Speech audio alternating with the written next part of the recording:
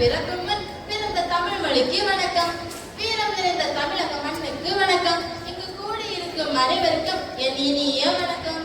நமது தாய்நாடான இந்திய திருநாட்டின் சுதந்திர தினத்தை நாம் இன்று கொண்டாடி கொண்டிருக்கிறோம். 1947 ஆண்டு ஆகஸ்ட் 15 நாள் இந்திய பிரிட்டிஷ் அரசிடமிருந்து சுதந்திரத்தை பெற்றுள்ளது. இந்த நாள் இந்திய மக்களின் வாழ்விலும் மனதிலும் மிக ஆழமாக பதியும் நாளாய் விளங்குகிறது. நமது தாய் மண்ணில் நாம் சுதந்திர காற்றை சுவாசித்துக் கொண்டிருக்கிறோம் என்றால் அதற்கு முதல் காரணம் நம்ம தேசிய தலைவர்களும் போராட்ட வீரர்களுமே. நமது சுதந்திரமானது எளிதாக கிடைக்கவில்லை, உதிரத்தாலும் தியாகத்தாலும் கிடைத்தது. அந்நிய ஆதிக்கத்தில் அடிமைப்பட்டிருந்த நாம் இன்று அச்சமின்றி வாழ்வதற்கு காரணம் நாம் தியாகிகள் பெற்றுக் கொடுத்த சுதந்திரத்தால் தான்.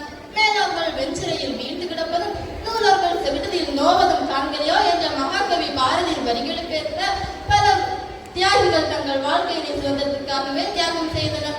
அண்ணல் காந்தி நகிழ்ச்சியால் கிடைத்த சுதந்திரம், பகத்சிங் புரட்சியால் கிடைத்த சுதந்திரம், வேலு நாச்சியர் லட்சியத்தால் கிடைத்த சுதந்திரம், கொடிகத்த குமரன் கொந்தளிப்பால் கிடைத்த சுதந்திரம், கட்டபொம்மன் கம்பீரத்தால் கிடைத்த சுதந்திரம்.